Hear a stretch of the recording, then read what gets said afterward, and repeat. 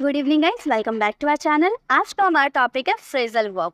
Guys, बहुत बार हम English तो बोलना चाहते हैं लेकिन इंग्लिश नहीं बोल पाते क्योंकि कुछ कुछ वर्ड्स ऐसे होते हैं ना कि जिसकी मीनिंग हमें पता ही नहीं होती है। जैसे कि अगर हमें बोलना हो कि चाहे जो हो जाए तुम मुझसे बात मत करना, इतना बात को घुमाओ मत, मुद्दे पर आ जाओ, मेरा सपना सच हो गया, अलमारी साफ करते वक्त मेरी पुरानी डायरी मिल गई। तो ऐसे वाले सेंटेंसेस को बनाने के लिए, मुद्दे पर आ जाओ, मेरा सपना सच हो गया, ऐसे वर्ड्स को बनाने के लिए हमें कुछ स्पेशल फ्रेजल वर्ब की हेल्प लेनी होती है।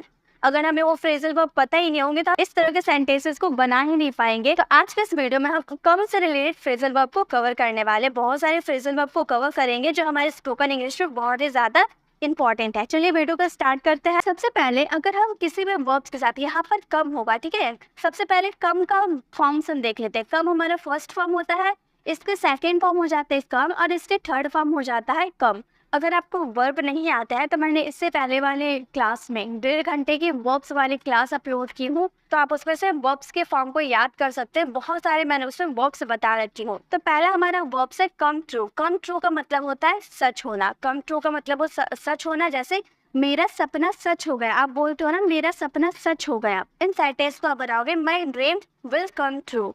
My dream will come true, मेरा सपना सच हो गया। या फिर जो उसने कहा था सच हो गया। सच होना का सेंस आएगा कम ट्रू में। जो उसने कहा था वो सच हो गया, तो आप इस सेंटेंसेस को बनाओगे, व्हाट ही सैड। जो उसने कहा था व्हाट ही सैड सच हो गया, यानी कि कैम ट्रू। यहाँ पर पास्ट सिंपल की बात किए थे ना, सच हो गया, यानी कि वर्ब का सेकंड फॉर्म का यूज किए। What he said came true, जो उसने कहा था सच हो गया। नेक्स्ट है उसकी भविष्यवाणी सच हो गई। तो जब भी आपके हिंदी वाले सेंटेंस में सच होने की बात आएगी तो वहाँ पे आप कम ट्रू का यूज कर सकते हैं। तो इस सेंटेंसेस को आप फ्रेम करना और इसकी पीडीएफ आपको मेरी टेलीग्राम चैनल पर मिल जाएगी। चलिए नेक्स्ट देखते हैं। नेक्स्ट है come to the point. Come to the point का मतलब होता है मुद्दे पर आना। कम टू द पॉइंट का मतलब मुद्दे पर आना। तुम इतना बात को घुमा क्यों रहे हो, मुद्दे पर आओ। ऐसा आप बोलते हो ना बहुत सारा। ये आप नॉर्मली ऐसे भी बोल सकते हो कि मुद्दे पर आओ, जो आप कहना चाहते हो ना मुद्दे पर आओ, तो आप बोल सकते हो कम टू द पॉइंट, ठीक है।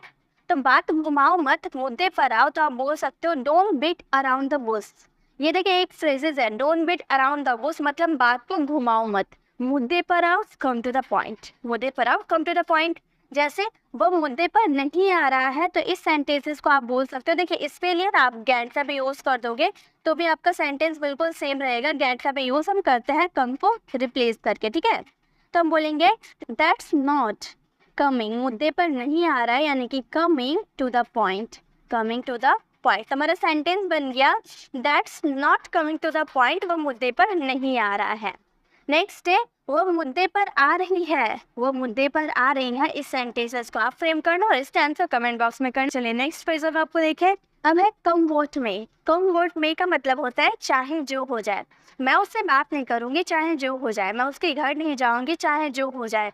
तो चाहे जो हो जाए के लिए हम कम वोट में का यूज करेंगे। चाहे जो हो जाए मैं वहाँ नहीं जाऊंगी, तो आप बोल सकते हो चाहे जो हो जाए के लिए कम वर्ड में मैं वहाँ नहीं जाऊंगी, I will not go there. कितना इजी है ना फ्रेजल वर्ब, बहुत इजी है। बस आपकी प्रैक्टिस पे डिपेंड करती है, जितनी आप प्रैक्टिस करोगे उतने आप यूज कर पाओगे। तो चाहे जो हो जाए कम वर्ड में, मुद्दे पर आओ, कम टू द पॉइंट, ठीक है। बहुत ईजी है ना, आप अपने रेगुलर लाइफ में से बहुत आराम से यूज कर सकते हो। तो चाहे जो हो जाए मैं वहाँ नहीं जाऊंगी, कम वर्ड में I will not go there. चाहे जो हो जाए मैं टीवी देखूंगा। तो इस सेंटेंसेस को चाहे जो हो जाए के लिए आपको सबसे पहले क्या यूज करना है, कम वर्ड में। कम वर्ड में मैं टीवी देखूंगा, इसका simple sentence I watch TV. I watch TV, I और विल का कॉन्ट्रैक्शन आई हो गया, हमारा सेंटेंस हो गया कम वर्ड में आई वॉच टीवी, चाहे जो हो जाए मैं टीवी देखूंगी। इसी तरह से आप बहुत सारे सेंटेंस बना सकते हो।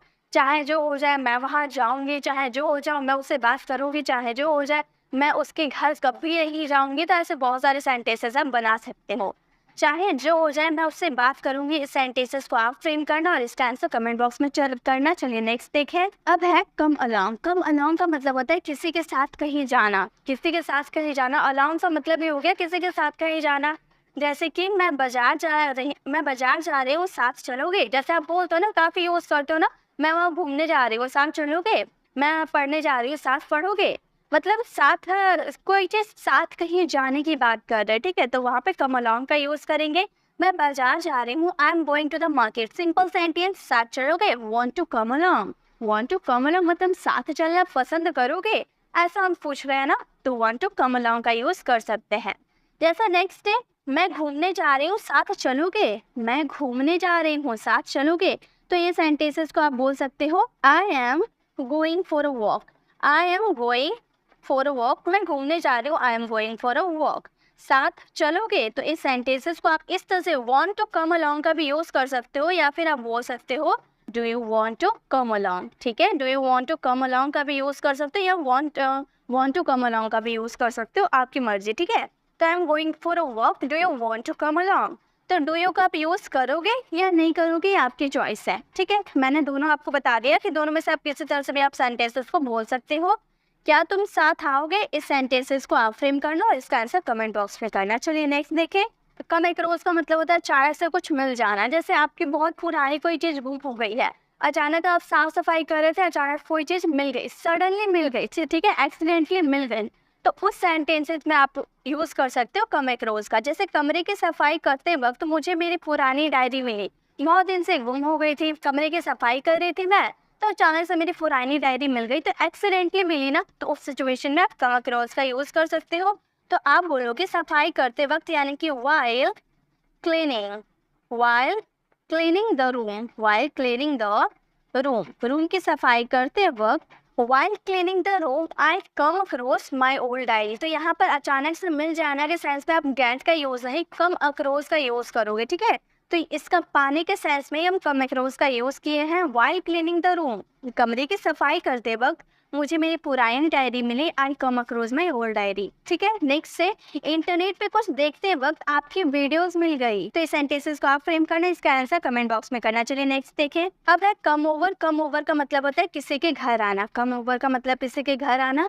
कल सुबह मेरे घर आ जाओ, मैं इसमें तुम्हारी मदद कर दूंगी, तो इस सेंटेंसेस को बोलेंगे मदद करना, किसी के घर आना को बोलेंगे कम ओवर। ठीक है, सो हम बोलेंगे come over tomorrow morning, come over tomorrow morning, I will help you with this. Come over tomorrow morning, कल सुबह मेरे घर आ जाओ, मैं इसमें तुम्हारी मदद कर दूंगी, I will help you with this. ठीक है, कल शाम तुम मेरे घर आ जाना, इसका आंसर आप कमेंट बॉक्स में दीजिएगा। किसी के घर आना के सेंस में आप कम ओवर का यूज कर सकते हो।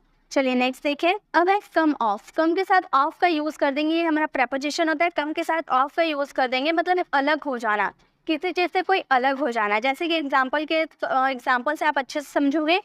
मेज का एक पैर निकल गया। देखिए मेज के चार पैर होते हैं ना, एक पैर उससे अलग हो गया। ठीक है, निकल गया यानी कि मेज से वो अलग हो गया, तो अलग होने के सेंस से आप कम ऑफ का यूज करोगे। तो इस सेंटेंसेस को आप बोलोगे one of the legs has come of the table, one of the legs has come of the table, मेज का एक पैर निकल गया। ठीक है, नेक्स्ट है दीवार का पेंट निकल रहा है। अब दीवार से पेंट चिपका हुआ था, तो उससे अलग हो रहा है, तो अलग होने के सेंस पे कम ऑफ का यूज करेंगे। तो इस सेंटेंसेस को आप फ्रेम करना। और गाइस, अगर इसका आंसर सही है या नहीं ये मैच करने के लिए आपको मेरे टेलीग्राम चैनल को ज्वाइन करना होगा, उसमें मैंने PDF अपलोड कर दूंगी, उससे आप आंसर मैच कर सकते हो। आई होप आपको ये छोटी सी वीडियो में कम से रिलेटेड फ्रेजल वर्ब को सीखने में मजा आया होगा। अच्छी लगी वीडियो तो लाइक कीजिएगा और अपने फ्रेंड्स के साथ शेयर कीजिएगा। अगर आपको वर्ब्स नहीं आते हैं, प्रेपोजिशन नहीं आते, तो आप लेफ्ट साइड क्लिक करके 1 आवर्स वाली वर्ब वाली वीडियोस को विजिट कर सकते हो, उसमें आपको वर्ब की बहुत ही अच्छी प्रैक्टिस हो जाएगी। और राइट साइड क्लिक करके आप हमारे प्लेलिस्ट में जाकर जिस टॉपिक पे भी आप वीडियोस देखना चाहते हैं, वो उस टॉपिक वाली वीडियोस को विजिट कर सकते हैं। आप हमारे चैनल पर नए हैं, अगर मेरे पढ़ाने का तरीका आपको पसंद आया तो सब्सक्राइब कर आने वाले बेल आइकन को प्रेस करें, देन ऑल नोटिफिकेशन जरूर क्लिक करें, ताकि जब भी मैं वीडियो अपलोड करूँगी आप तक नोटिफिकेशन मिलती रहेगी। मिलते हैं नेक्स्ट ऐसे इन्फॉर्मेटिव वीडियोस के साथ, तब तक के लिए कीप लर्निंग।